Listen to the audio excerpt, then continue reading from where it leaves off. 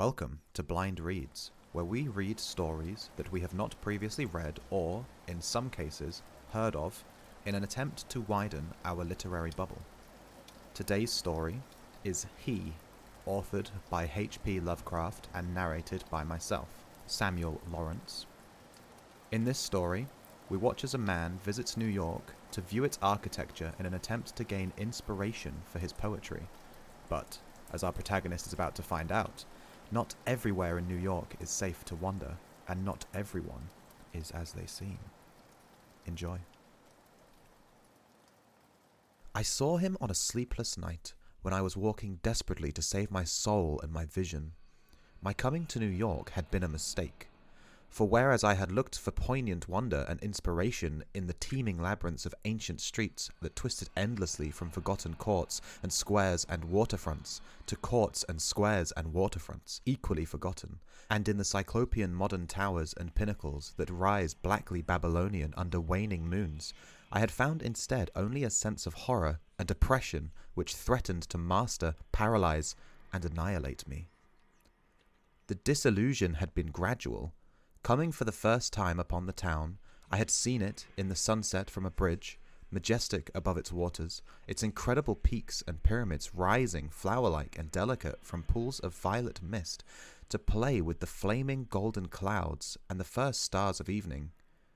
Then it had lighted up, window by window, above the shimmering tides where lanterns nodded and glided, and deep horns bayed, weird harmonies, and had itself become a starry firmament of dream, redolent of fairy music, and one with the marvels of Carcassonne and Samarkand and El Dorado, and all glorious and half-fabulous cities.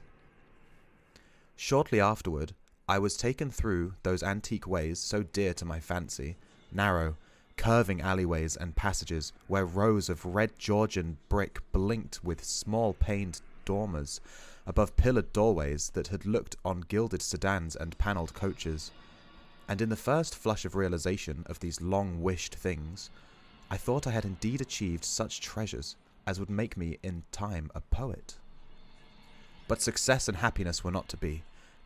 Garish daylight showed only squalor and alienage, and the noxious elephantiasis of climbing, spreading stone, where the moon had hinted of loveliness and elder magic, and the throngs of people that seethed through the flume-like streets were squat, swarthy strangers with hardened faces and narrow eyes, shrewd strangers without dreams and without kinship to the scenes about them, who could never mean aught to a blue-eyed man of the old folk, with the love of fair green lanes and white New England village steeples in his heart.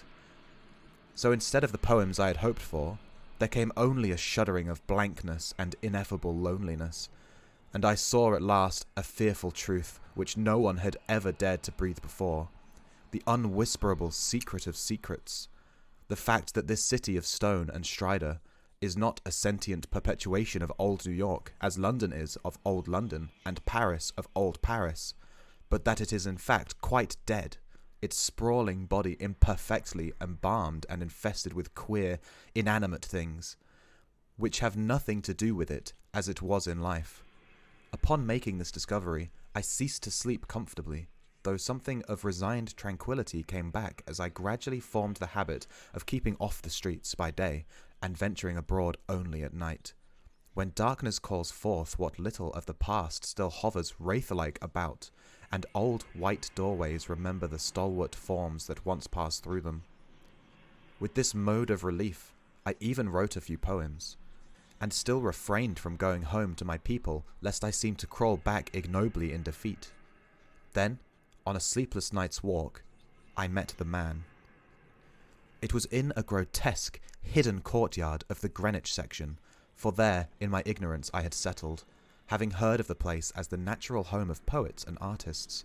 The archaic lanes of houses and unexpected bits of square and court had indeed delighted me, and when I found the poets and artists to be loud-voiced pretenders, whose quaintness is tinsel, and whose lives are a denial of all that pure beauty which is poetry and art, I stayed on for love of these venerable things.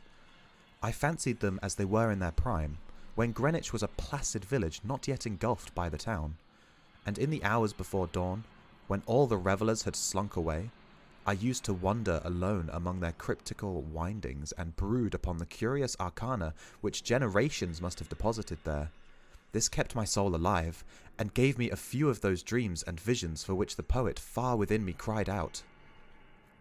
The man came upon me at about 2, one cloudy August morning, as I was threading a series of detached courtyards, now accessible only through the unlighted hallways of intervening buildings, but once forming parts of a continuous network of picturesque alleys.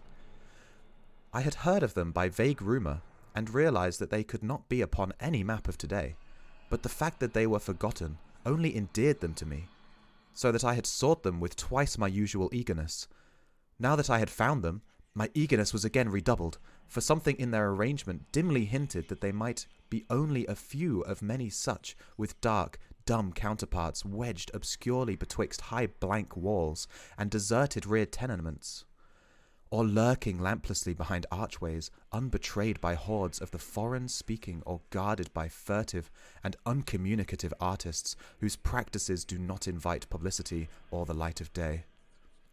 He spoke to me without invitation, noting my mood and glances as I studied certain knockered doorways above iron-railed steps, the pallid glow of traceried transoms feebly lighting my face. His own face was in shadow, and he wore a wide-brimmed hat which somehow blended perfectly with the out-of-date cloak he affected. But I was subtly disquieted even before he addressed me. His form was very slight, thin almost to cadaverousness, and his voice proved phenomenally soft and hollow, though not particularly deep. He had, he said, noticed me several times at my wanderings, and inferred that I resembled him in loving the vestiges of former years. Would I not like the guidance of one long practiced in these explorations, and possessed of local information profoundly deeper than any which an obvious newcomer could possibly have gained? As he spoke, I caught a glimpse of his face in the yellow beam from a solitary attic window. It was a noble, even a handsome, elderly countenance, and bore the marks of a lineage and refinement unusual for the age and place. Yet some quality about it disturbed me, almost as much as its features pleased me. Perhaps it was too white, or too expressionless, or too much out of keeping with the locality to make me feel easy or comfortable. Nevertheless, I followed him, for in those dreary days my quest for antique beauty and mystery was all that I had to keep my soul alive, and I reckoned it a rare favour of fate to fall in with one whose kindred seekings seemed to have penetrated so much farther than mine. Something in the night constrained the cloaked man to silence, and for a long hour he led me forward without needless words, making only the briefest of comments concerning ancient names and dates and changes, and directing my progress very largely by gestures as we squeezed through interstices, tiptoed through corridors, clambered over brick walls, and once crawled on hands and knees through a low, arched passage of stone, whose immense length and tortuous twistings effaced at last every hint of geographical location I had managed to preserve. The things we saw were very old and marvellous, or at least they seemed so in the few straggling rays of light by which I viewed them, and I shall never forget the tottering Ionic columns and fluted pilasters and urn-headed iron fence posts and flaring lintelled windows and decorative fanlights that appeared to grow quainter and stranger the deeper we advanced into this inexhaustible maze of unknown antiquity. We met no person, and as time passed the lighted windows became fewer and fewer. The street lights we first encountered had been of oil and of the ancient lozenge pattern. Later, I noticed some with candles, and at last, after traversing a horrible, unlighted court, where my guide had to lead me with his gloved hand through total blackness to a narrow wooden gate in a high wall, we came upon a fragment of alley lit only by lanterns in front of every 7th house. Unbelievably colonial tin lanterns with conical tops and holes punched in the sides. This alley led steeply uphill, more steeply than I had thought possible in this part of New York, and the upper end was blocked squarely by the ivy-clad wall of a private estate, beyond which I could see a pale cupola and the tops of trees waving against a vague lightness in the sky. In this wall was a small, low-arched gate of nail-studded black oak, which the man proceeded to unlock with a ponderous key.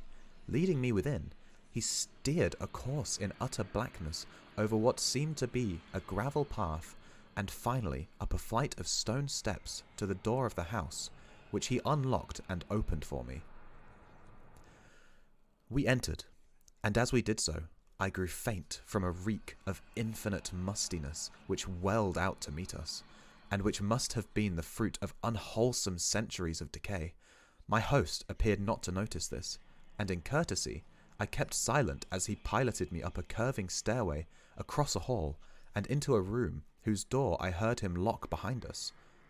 Then I saw him pull the curtains of the 3 small paned windows that barely showed themselves against the lightening sky, after which he crossed to the mantel, struck flint and steel, lighted 2 candles of a candelabrum of 12 sconces, and made a gesture enjoining soft-toned speech. In this feeble radiance, I saw that we were in a spacious, well-furnished and panelled library dating from the quarter of the 18th century, with splendid doorway pediments, a delightful Doric cornice, and a magnificently carved overmantel with scroll and urn top. Above the crowded bookshelves at intervals along the walls were well-wrought family portraits, all tarnished to an enigmatical dimness, and bearing an unmistakable likeness to the man who now motioned me to a chair beside the graceful Chippendale table. Before seating himself across the table from me, my host paused for a moment, as if in embarrassment, then tardily removed his gloves, wide-brimmed hat, and cloak, stood theatrically revealed in a full mid-Georgian costume from queued hair and neck ruffles to knee breeches, silk hose, and the buckled shoes I had not previously noticed. Now slowly sinking into a lyre-back chair, he commenced to eye me intently. Without his hat, he took on an aspect of extreme age which was scarcely visible before, and I wondered if this unperceived mark of singular longevity were not one of the sources of my original disquiet. When he spoke at length, his soft, hollow, and carefully muffled voice not infrequently quavered, and now and then I had great difficulty in following him, as I listened with a thrill of amazement and half-disavowed alarm which grew each instant.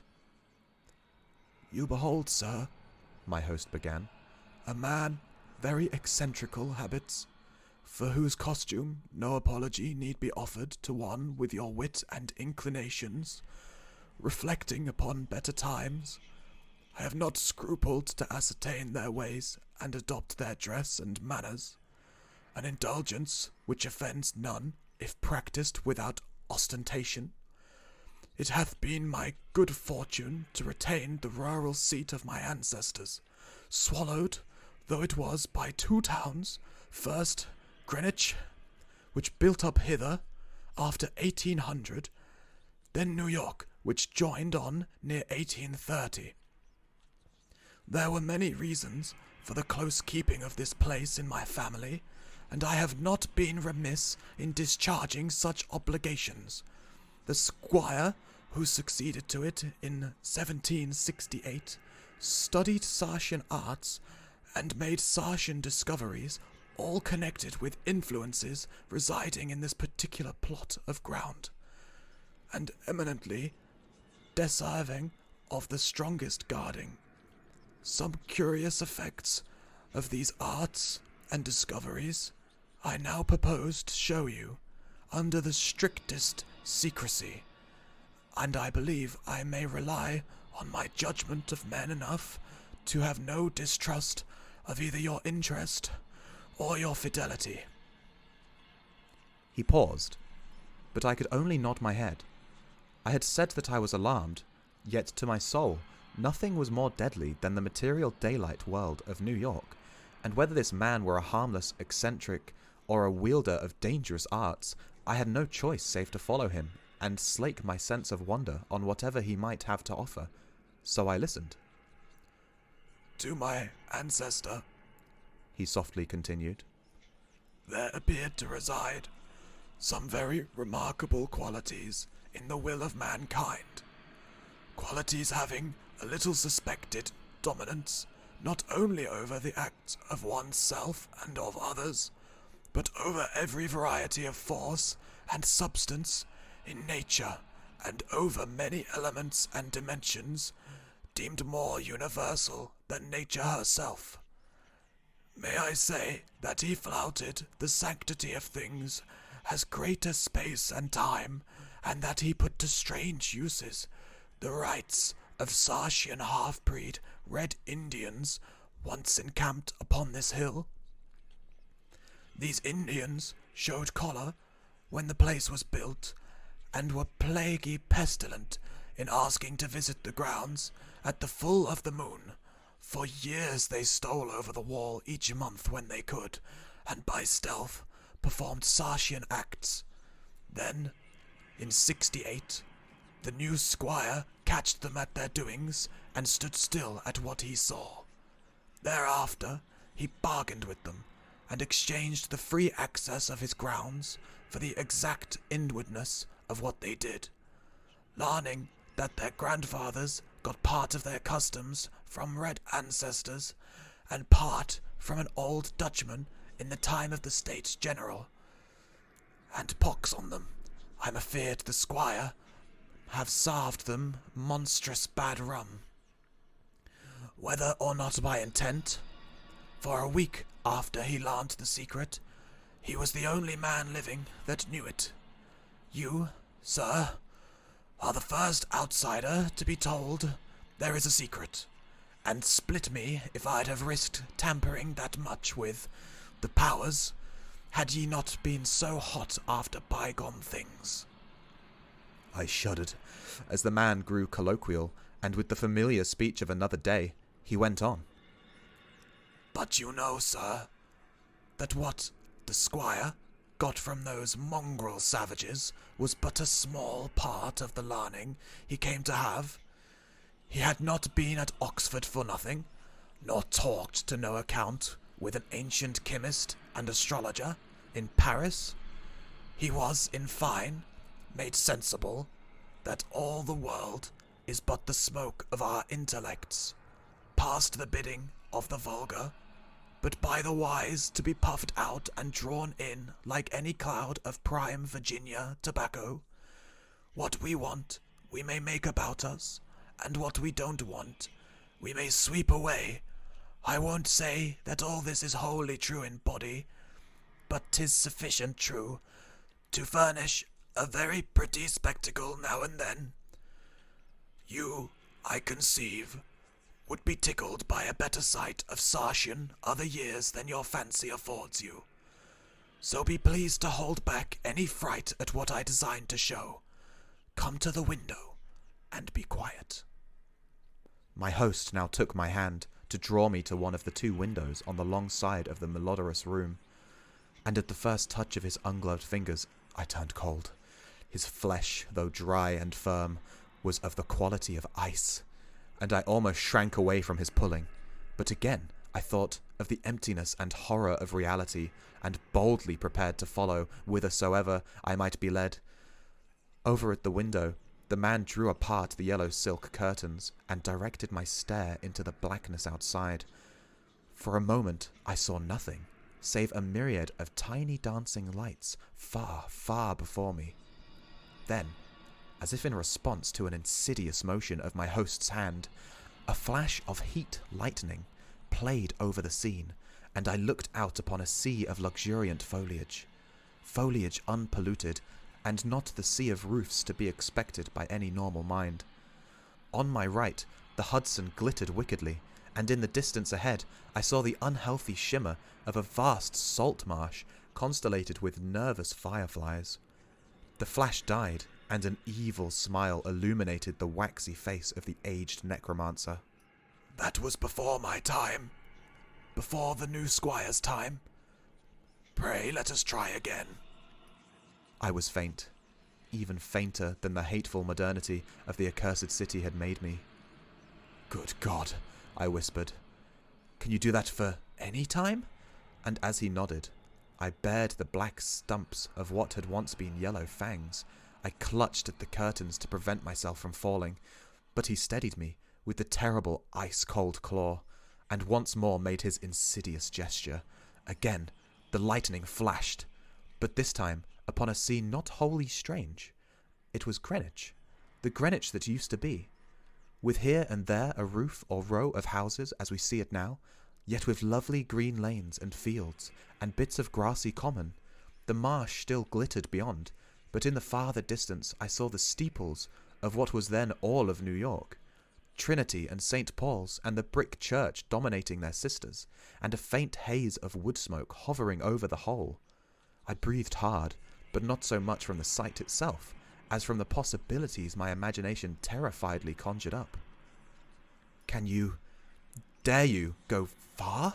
I spoke with awe, and I think he shared it for a second, but the evil grin returned. Far?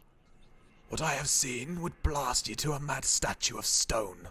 Back, back, forward, forward. Look, ye pulling lackwit. And as he snarled the phrase under his breath, he gestured anew, bringing to the sky a flash more blinding than either which had come before. Full 3 seconds I could glimpse that pandemoniac sight, and in those seconds I saw a vista which will ever afterwards taunt me in dreams. I saw the heavens verminous with strange flying things, and beneath them a hellish black city of giant stone terraces with impious pyramids flung savagely to the moon, and devil lights burning from unnumbered windows, and swarming loathsomely on aerial galleries. I saw the yellow, squint-eyed people of that city, robed horribly in orange and red, and dancing insanely to the pounding of fevered kettle drums, the clatter of obscene crotala, and the maniacal moaning of muted horns whose ceaseless dirges rose and fell undulantly like the waves of an unhallowed ocean of bitumen. I saw this vista, I say, and heard as with the mind's ear the blasphemous Dom Daniel of cacophony which companioned it. It was the shrieking fulfillment of all the horror which that corpse city had ever stirred in my soul, and forgetting every injunction to silence, I screamed and screamed and screamed as my nerves gave way and the walls quivered about me. Then, as the flash subsided, I saw that my host was trembling too, a look of shocking fear half blotting from his face, the serpent distortion of rage which my screams had excited. He tottered, clutched at the curtains as I had done before, and wriggled his head wildly like a hunted animal. God knows he had cause, for as the echoes of my screams died away, there came another sound so hellishly suggestive that only numbed emotion kept me sane and conscious. It was the steady, stealthy creaking of the stairs beyond the locked door, as with the ascent of the barefoot or skin-shod horde, and at last the cautious, purposeful rattling of the brass latch that glowed in the feeble candlelight. The old man clawed and spat at me through the mouldy air and barked things in his throat as he swayed with the yellow curtain he clutched. The full moon! Damn ye! Ye yelping dog! Ye called 'em, and they've come for me. Moccasined feet! Dead men! Gad sink ye! Ye red devils! But I poisoned no rum of yours, and I kept your pox-rotted magic safe. Ye swilled yourselves sick, curse ye, and ye must needs blame the squire. Let go, you, unhand that latch. I've naught for ye here. At this point, 3 slow and very deliberate raps shook the panel of the door, and a white foam gathered at the mouth of the frantic magician. His fright, turning to steely despair, left room for a resurgence of his rage against me, and he staggered a step toward the table on whose edge I was steadying myself. The curtains still clutched in his right hand, as his left clawed out at me, grew taut, and finally crashed down from their lofty fastenings, admitting to the room a flood of that full moonlight which the brightening of the sky had presaged.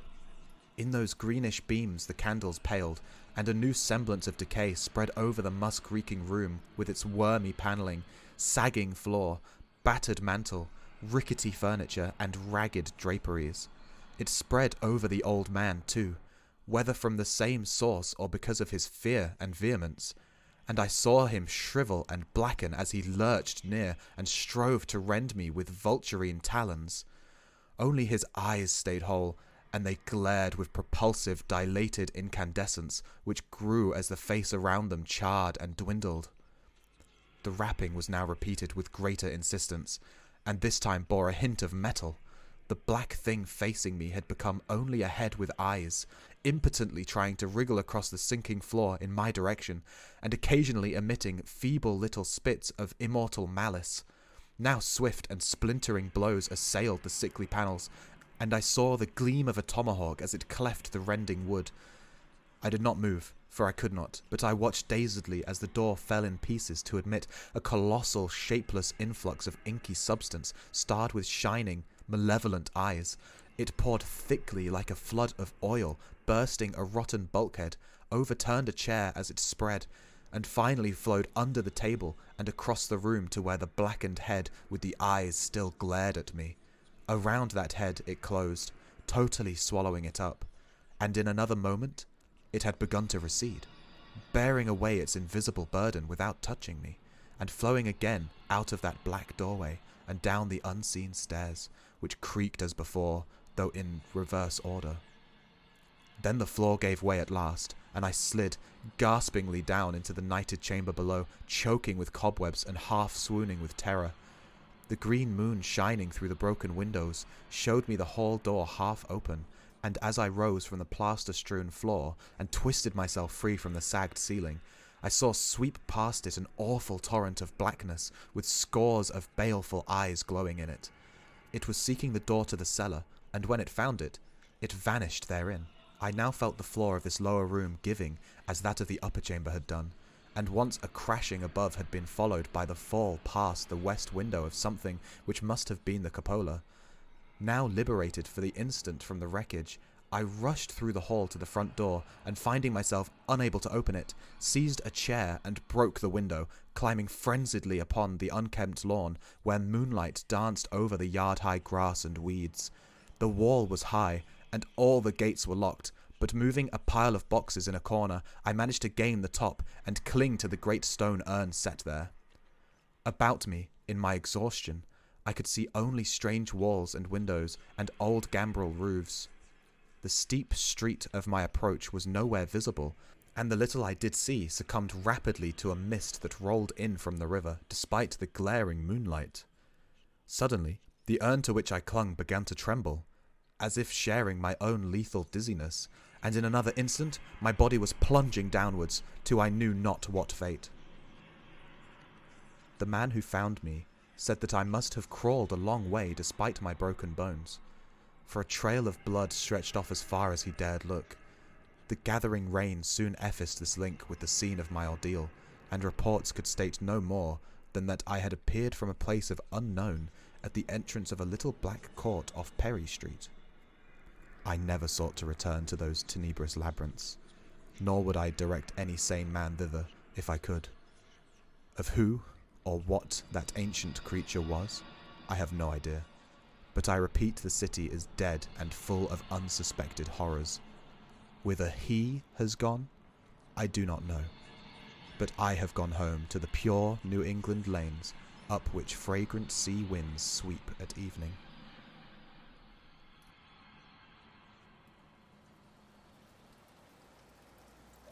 Well, there you have it. Our protagonist left lame, and the mysterious man dragged to an uncertain fate. Would you follow a stranger through the derelict streets of an unknown city? Let me know what you thought of the story below, and thank you for listening.